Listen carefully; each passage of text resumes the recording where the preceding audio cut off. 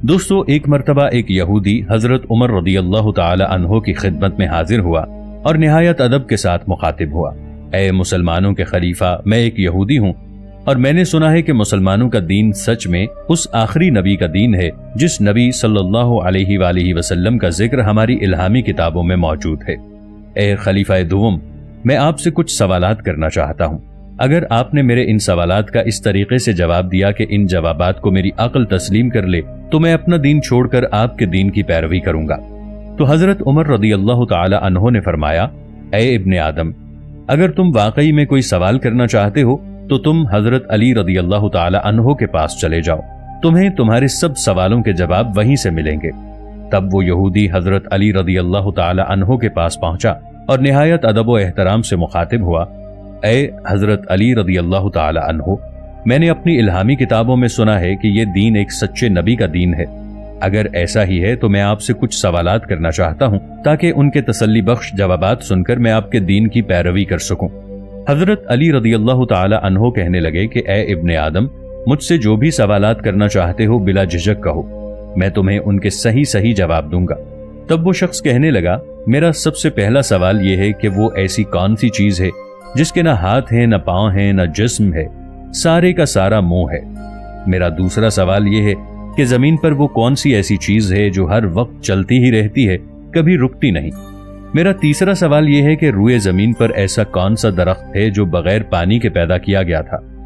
मेरा चौथा सवाल यह है कि आपका दीन कहता है कि लोग जन्नत में खाएंगे पिएंगे मगर पेशाब और पाखाना ना करेंगे, ये आखिर कैसे मुमकिन है। मेरा पांचवा सवाल यह है कि वो ऐसा कौन सा दरख्त है जिसके साए में इंसान 100 साल तक चलता रहे, इसका साया फिर भी खत्म ना हो।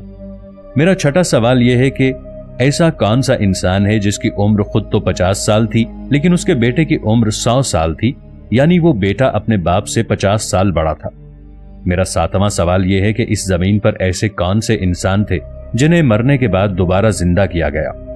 फिर आठवां सवाल यह है कि इस जमीन पर ऐसे कौन से दो जानवर थे जिन्हें मरने के बाद दोबारा जिंदा किया गया था। मेरा नवां सवाल यह है कि वो अल्लाह ताला के ऐसे कौन से पैगंबर थे जिन्हें अल्लाह ताला ने आसमान से जमीन पर भेजा था। वो पैगंबर न जिन्न थे, न इंसान और न ही फरिश्ता थे। मेरा 10वां सवाल यह है कि जब हजरत मूसा अलैहिस्सलाम ने अल्लाह ताला से कलाम किया था तो क्या हजरत मूसा अलैहिस्सलाम से पहले और हजरत आदम अलैहिस्सलाम के बाद उनकी औलाद में से किसी के साथ अल्लाह ताला ने कोई कलाम किया था? अगर कलाम किया था तो किससे कलाम किया था और क्या कलाम किया था? हजरत अली रदी अल्लाह ताला अन्हु ने फरमाया, तुम्हारा पहला सवाल यह है कि वो ऐसी कौन सी चीज है जिसके ना हाथ हैं, ना पांव हैं, ना जिस्म है, बस मुंह ही मुंह है। तो ऐ बंदा खुदा, तुम अपने जहन में इस बात को बिठा लो कि वो चीज दोज़ख की आग है। दोज़ख की आग हर चीज को खा जाती है। दोज़ख की ये आग काफिरों और मुशरिकों को इस तरह खाएगी जैसे कोई सदियों से भूखा जानवर हो। इस जहन्नम की आग से बचने के लिए लोग रो रो कर तड़प तड़प कर मौत की दुआ मांगेंगे, लेकिन उनका ठिकाना जहन्नम ही होगा। अब तुम्हारा दूसरा सवाल यह था कि वो कौन सी चीज है जो हर वक्त चलती ही रहती है, तो वो चीज पानी है। अल्लाह पाक ने तुम्हारे लिए पानी को मुंतखब किया। नाज़रीन, पानी के चलने में अल्लाह ताला ने इंसानों के लिए एक ये भी राज रखा है कि अगर तुम हिदायत के रास्ते पर चलोगे तो तुम्हारे लिए खुद ब खुद रास्ते बनते चले जाएंगे, जैसे पानी खुद ब खुद अपना रास्ता बना लेता है। जिस तरह इंसान दुनिया में नाउम्मीदवार और परेशान रहता है, अल्लाह के रास्ते पर चलने से खुद ब खुद मंजिलें आसान हो जाती हैं। तुम अल्लाह की राह पर चलो, अल्लाह तुम्हारे लिए आसानियां पैदा करेगा। तुम्हारा तीसरा सवाल यह है कि वो कौन सा दरख्त है जो बहुत जल्द उगाया गया था। तुम्हारा तीसरे सवाल का जवाब यह है कि वो दरख्त अल्लाह ताला ने अपने नबी हजरत यूनुस अलैहिस्सलाम के लिए एकदम जमीन से उगाया था। 40 दिन तक मछली के पेट में रहने की वजह से आपका सारा गोश्त गल चुका था और जिस्म गलने की वजह से आप रो रो कर अल्लाह ताला से सेहतयाबी की दुआ मांगने लगे। तो अल्लाह ताला ने हजरत मोहम्मद मुस्तफ़ा सल्लल्लाहु ताला अलैहि वसल्लम के सदक़े फौरन आपकी दुआ कबूल की और जमीन को हुक्म दिया कि ए जमीन, मेरे नबी यूनुस अलैहिस्सलाम के लिए आराम के लिए एक सायादार और फलदार दरख्त उगाओ। और अल्लाह के हुक्म से एक ही लम्हे में जमीन से फलदार सायादार दरख्त निकल आया। इस दरख्त पर लगे फल को खाकर हजरत यूनुस अलैहिस्सलाम दोबारा सेहतयाब हो गए। बस ये वही दरख्त है जो जमीन से बगैर पानी के एक लम्हे में पैदा हुआ था। अब तुम्हारा अगला सवाल यह है कि जन्नत में लोग खाएंगे पिएंगे लेकिन उनको हाजत पेश नहीं आएगी। تم کہتے ہو کہ یہ ناممکن ہے، تو اے ابن آدم اس کی مثال دنیا میں ہی موجود ہے۔ جیسے ہر بچہ ماں کے پیٹ میں 9 ماہ تک خوراک کی نالی سے کھاتا اور پیتا رہتا ہے، 9 ماہ تک ماں کے پیٹ میں کھانے پینے کے باوجود بھی وہ پاخانہ اور پیشاب نہیں کرتا، اسی طرح اگر اللہ یہ چاہے کہ جنت میں اس کے لوگ کھائیں پیئیں اور انہیں رفع حاجت پیش نہ آئے تو ایسا ہی ہوگا۔ بے شک اللہ ہر چیز پر قادر ہے۔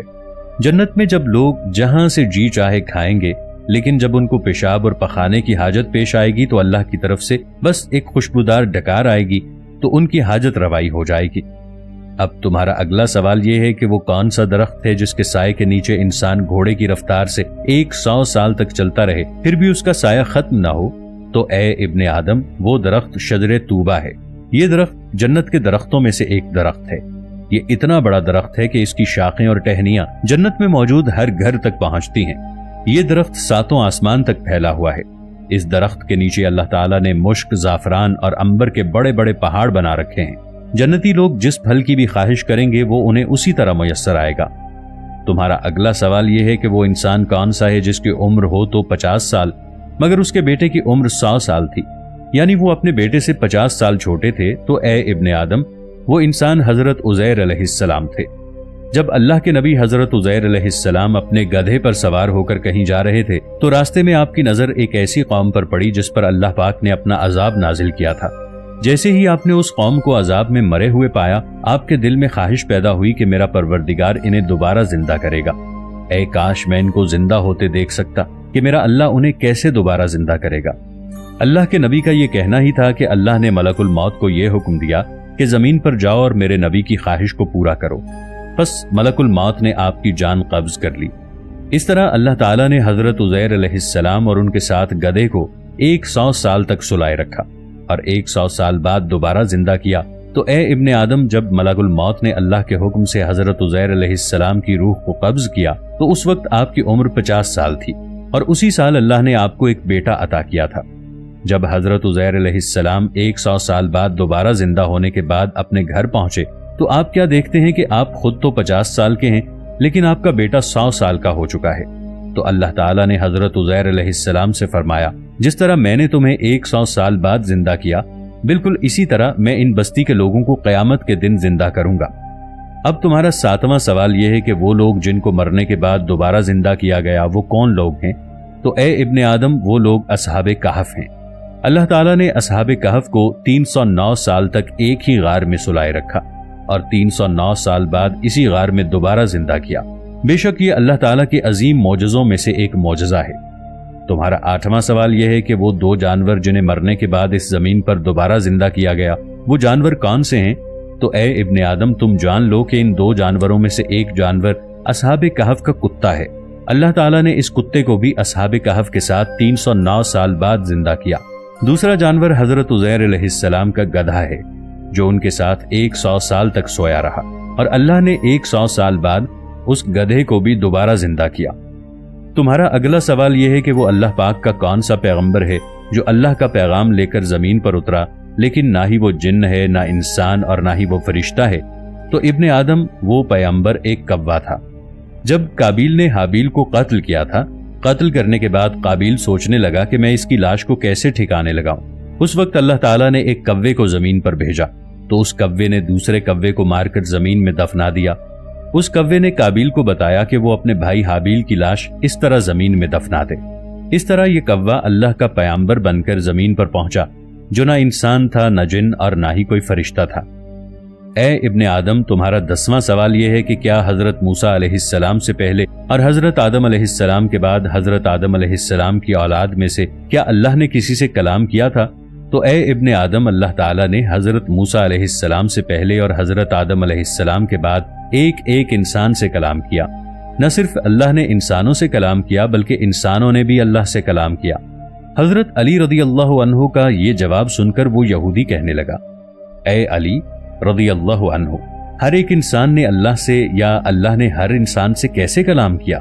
تب حضرت علی رضی اللہ تعالی عنہ فرمانے لگے، اللہ کے قرآن میں موجود ہے، حضرت آدم علیہ السلام کی تخلیق کے بعد اللہ تعالیٰ نے ہر اس انسان سے کلام کیا جس کو اللہ تعالیٰ نے زمین پر بھیجنا تھا۔